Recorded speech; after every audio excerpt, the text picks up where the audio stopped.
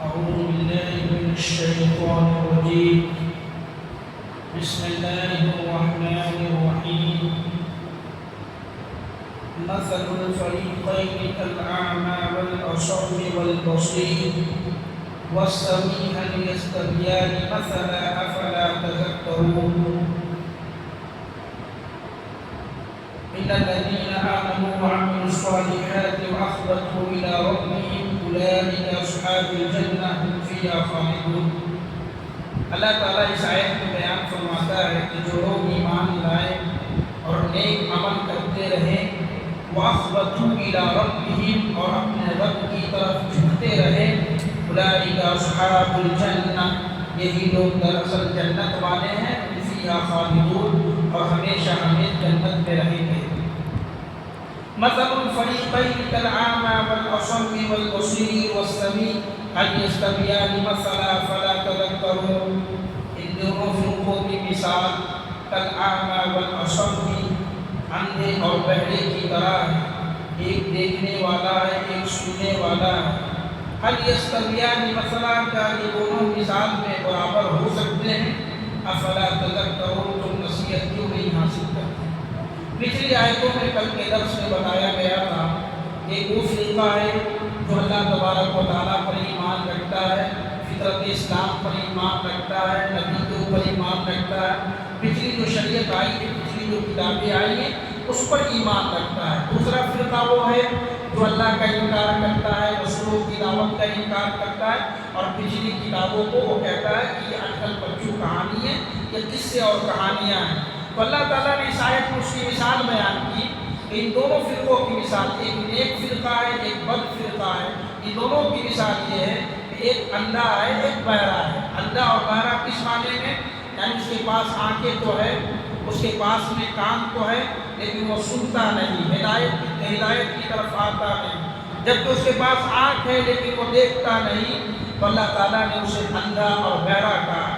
دوسری طرف مومن کی مثال بیان کی کہ مومن کا کام یہ ہے والبصیر وہ دیکھنے والا ہوتا ہے، والسمیع اور سننے والا ہوتا ہے. مومن سمجھدار ہوتا ہے، جب بھی کوئی اچھی چیز دیکھتا ہے اسے اپنی زندگی میں اپنانے کی کوشش کرتا ہے. مومن جب بھی کوئی اچھی چیز سنتا ہے اس کو سن کر کے اپنی زندگی میں اپنانے کی کوشش کرتا ہے. تو اللہ تعالیٰ نے کہا کہ یہ مومن سننے والا ہے مومن دیکھنے والا ہے. کیا یہ دونوں آپس میں برابر ہو سکتے ہیں؟ ہرگز دونوں آپس میں برابر نہیں ہو سکتے. افلا تذکرون تم نصیحت کیوں نہیں حاصل کرتے؟ ایک جہنمی گروہ ہے دوسرا جنتی گروہ، کیا یہ دونوں آپس میں برابر ہو سکتے ہیں؟ آپس میں برابر نہیں ہو سکتے. اللہ تعالیٰ نے اسی بات کو سورہ حشر کی 20 نمبر کی آیت میں بھی بیان فرمایا لا یستوی اصحاب النار واصحاب الجنہ هم الفائزون. کیا یہ جہنم والے اور یہ جنت والے دونوں آپس میں برابر ہو سکتے ہیں؟ یہ کبھی آپس میں برابر نہیں ہو سکتے. تو آپس میں برابر ان دونوں کی کبھی بھی نہیں ہو سکتی. ایک آنکھ ہے ایک کان ہے اس کے باوجود حق کی طرف نہیں آ رہا ہے، اور ایک انسان ہے جس کے پاس آنکھ ہے کان ہے پھر بھی وہ حق کی طرف آ رہا ہے. یہ دونوں آپس میں کبھی برابر نہیں ہو سکتے. وَلَقَدْ أَرْسَلْنَا نُوحًا إِلَىٰ قَوْمِهِ إِنِّي لَكُمْ نَذِيرٌ مُّبِينٌ. اللہ نے بیان فرمایا کہ ہم نے آپ سے پہلے نوح علیہ السلام کو ان کی قوم کی طرف بھیجا. وَلَقَدْ أَرْسَلْنَا نُوحًا إِلَىٰ قَوْمِهِ ہم نے نوح کو اس کی قوم کی طرف بھیجا. إِنِّي لَكُمْ نَذِيرٌ مُّبِينٌ. اور نوح علیہ السلام جب اپنی قوم کے پاس میں آئے تو انہوں نے اپنی قوم سے کہا کہ ہوشیار ہو جاؤ، میں تمہیں صاف صاف باتوں سے ڈرانے والا ہوں، صاف صاف نصیحتوں سے ڈرانے والا ہوں. اور انہوں نے سب سے پہلی جو دعوت دی اپنی قوم کو اللہ تعبدوا الا اللہ کہ تم اللہ کے علاوہ کسی کی عبادت نہ کرو. اور یہ صرف نوح علیہ السلام کی دعوت نہیں تھی، جتنے بھی انبیاء اس روئے زمین پر آئے سبوں کی دعوت یہی تھی اللہ تعبدوا الا اللہ کہ تم اللہ کے سوا کسی اور کی عبادت نہ کرو. دوسری جگہ اللہ تعالیٰ نے تمام نبیوں کے بارے میں کہا وما ارسلنا من قبلك من رسول الا نوحي اليه انه لا اله الا انا فاعبدون. اے نبی صلی اللہ علیہ وسلم ہم نے آپ سے پہلے جتنے بھی رسول اس روئے زمین پر بھیجے ہیں سب کو ہم نے یہی کہا تھا ایک اللہ کی عبادت کرو اور اللہ کے علاوہ کسی کی عبادت نہ کرو.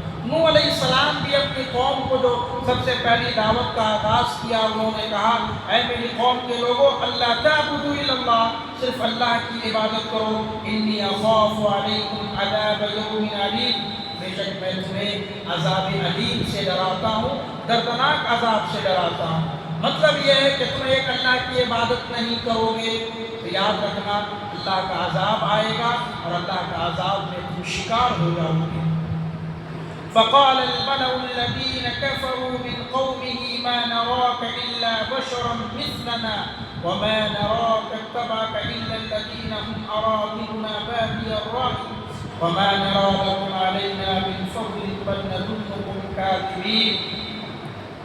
نوح علیہ السلام کے قوم کے جو سردار تھے، کافر تھے، جو مالدار لوگ تھے، انہوں نے کہا، ملأ الذین کفروا من قومہ، ان کے قوم کے سرداروں نے کہا، ما نراک الا بشرا مثلنا، اے نوح ہم تجھے اپنے جیسا انسان سمجھتے ہیں، ما نراک ہم تجھے نہیں دیکھتے ہیں، الا بشرا مثلنا مگر ہماری طرح تم بھی انسان ہو، ہماری ہی طرح تم بھی انسان ہو، آدمی ہو۔ یہ وہی شبہ تھا جو پہلے جتنے بھی انبیاء آتے تھے ان لوگوں کا دعویٰ یہ ہوتا تھا کہ جو انبیاء آئیں گے، پیغمبر آئیں گے، ہمارے اور ان کے درمیان تفریق ہوگا، ہماری طرح وہ نہیں ہوں گے بلکہ وہ اللہ کے ملائکہ ہوں گے، کچھ الگ طاقت لے کر کے آئیں گے، کچھ الگ قوت لے کر کے آئیں گے۔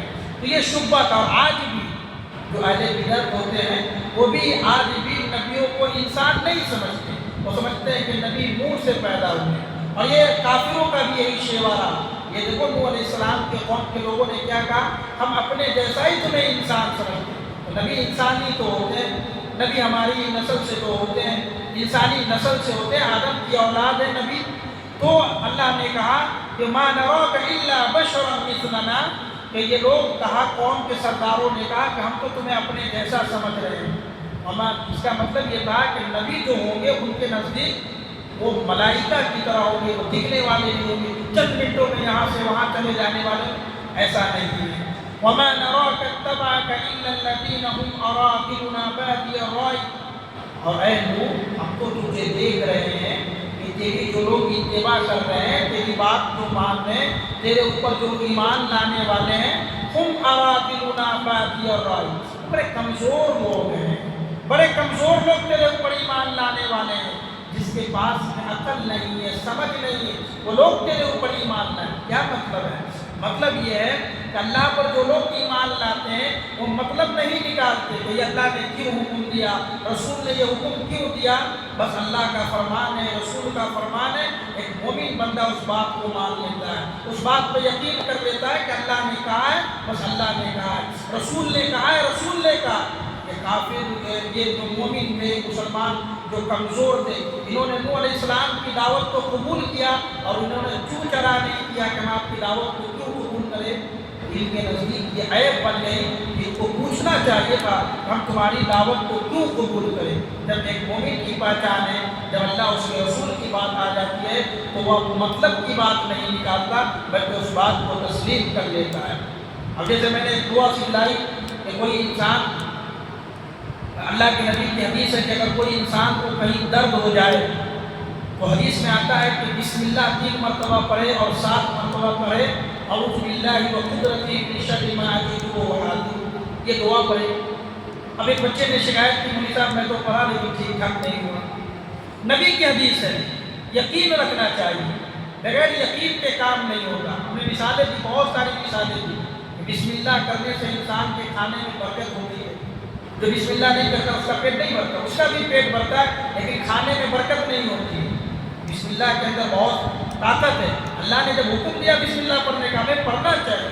بسم اللہ کی وجہ سے ہی حضرت نوح علیہ السلام کی کشتی تو چلی تھی اور بسم اللہ کی طاقت سے چلی تھی۔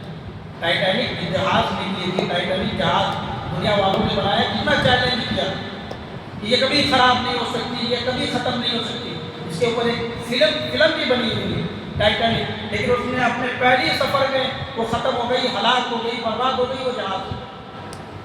اور حضرت نوح علیہ السلام نے نہ کوئی سائنسدان تھے، کچھ بھی تھے، انہوں نے کشتی بنائی اور وہ باقی رہا۔ ابھی تک باقی ہے، جودی پہاڑ پہ سائنس نے اس کی تفتیش کی ہے، اس کی جانچ پڑتال کی ہے۔ تو بسم اللہ کے اندر یہ پاور ہے، اللہ نے جو کہا، رسول نے جو کہا، ہمیں اس کو مان لینا، اس کو یقین کرنا، تب جا کر کے ہماری زندگی کے اندر فائدے ہو سکتے، ورنہ ہماری زندگی میں کچھ بھی فائدہ نہیں ہوگا۔ وَمَا نَرَى لَكُمْ عَلَيْنَا مِنْ فَضْلٍ بَلْ نَظُنُّكُمْ كَاذِبِينَ، اور اے نوح، ہم تو نہیں دیکھتے کہ تم کو ہمارے اوپر کوئی فضیلت بھی حاصل ہے، بل نظنکم کاذبین، بلکہ تم تو ہم گمان کرتے کہ تم جھوٹے ہو۔ یہ کون کرے؟ حضرت نوح علیہ السلام کے قوم کے سرداروں نے اور ان کے قوم کے مالدار لوگوں نے حضرت نوح علیہ السلام پہ الزام لگایا اور کہا ہمارے اور تمہارے درمیان تو کوئی فضیلت نہیں، ہم تو پیسے والے، تمہارے پاس پیسے نہیں، ہمارے پاس زمین جائیداد ہے، تمہارے پاس کچھ بھی نہیں، کچھ بھی تو فضیلت کے لیے تمہارے پاس نہیں ہے، ہم تو تمہیں جھوٹا سمجھ رہے ہیں۔ قال یا قوم ارأیتم ان کنت علی بینۃ من ربی وآتانی رحمۃ من عندی فعمیت علیکم انذرتموها وانتم لها کارہون۔ نوح علیہ السلام نے اپنی قوم سے کہا، اے میری قوم کے لوگوں، دیکھو، ان کنت علی بینۃ من ربی، میرے پاس جو رب کا پیغام آیا ہے، میرے پاس میں جو رب کا پیغام آیا ہے، جو میں رب کی دلیل لے کر کے آیا ہوں، وَآتَانِي رَحْمَةً مِّنْ عِنْدِي، اور اللہ تعالیٰ نے اپنی رحمت سے اپنے پاس سے جو مجھے رحمت عطا کی ہے، فَأُمِّيَتْ عَلَيْكُمْ، تو کیا وہ تمہیں یہ ساری چیزیں تمہیں نظر نہیں آتی کہ اللہ تعالیٰ نے مجھے رحمت سے نوازا ہے، اللہ نے مجھے علم دیا ہے، أَنُنْزِلُكُمُوهَا، کیا میں تم پر زبردستی کر رہا ہوں؟ میں تم پہ زبردستی کر رہا ہوں، زبردستی تھوپ رہا ہوں کہ تمہیں ایمان لانا ہی لانا ہے، وَأَنْتُمْ لَهَا كَارِهُونَ، حالانکہ تم ان تمام چیزوں سے بیزار ہو۔ یعنی تمہارے دل میں ایمان آنا اتنا آسان نہیں ہے، اللہ تعالیٰ نے تمہارے دل کے اوپر مہر لگا دی ہے، اور تم اس قابل نہیں ہو کہ تم اللہ کی توحید پہ آ سکتے ہو اور رسول کی رسالت کو تسلیم کر سکتے ہو، اللہ تعالیٰ نے تمہارے حصے میں یہ نہیں لکھی ہے۔ وَيَا قَوْمِ لَا أَسْأَلُكُمْ عَلَيْهِ مَالًا، اے میری قوم کے لوگوں، اگر تم یہ سمجھ رہے ہو ہم نبوت کا دعویٰ اس لیے کر رہے ہیں کہ اس کے اوپر ہم مال کمائیں گے، اس کے ذریعے سے دنیا کی دولت جمع کریں گے، تو یاد رکھو اے میری قوم کے لوگوں، لا أسألكم علیہ مالا اجرا، ہم جو کام کر رہے ہیں، دین کی دعوت دے رہے ہیں، اس کے اوپر ہمیں کوئی اجرت نہیں چاہیے، کوئی پیسے نہیں چاہیے۔ تم یہ سوچ رہے ہو کہ دین کا دعوت ہم اس لیے کر رہے ہیں اور نبوت کا دعویٰ اس لیے کر رہے ہیں کہ ہمیں مالدار بننا ہے، ہمیں زمین جائیداد والا بننا ہے، تو یاد رکھو مالا، ہم اس کے اوپر کوئی مال کا سوال نہیں کرتے۔ ان اجری الا علی اللہ، میں تو اللہ سے اجر کا طلب ہوں، اللہ مجھے اس کا ثواب دے گا۔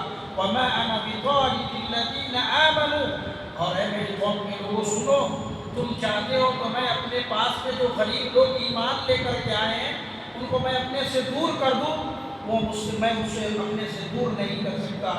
انہم ملاقو ربی، جو لوگ میرے پاس میں آئے ہیں یہ اپنے رب سے ملاقات کی امید رکھتے ہیں، ولیکنی اراکم قوما تجہلون، لیکن میں تو تمہیں دیکھ رہا ہوں کہ تم جہالت کے اوپر ہو، تم جاہل ہو چکے ہو۔ اللہ تعالیٰ سے دعا ہے رب العالمین ہم سب کو ان باتوں پر عمل کرنے کی توفیق عطا فرمائے۔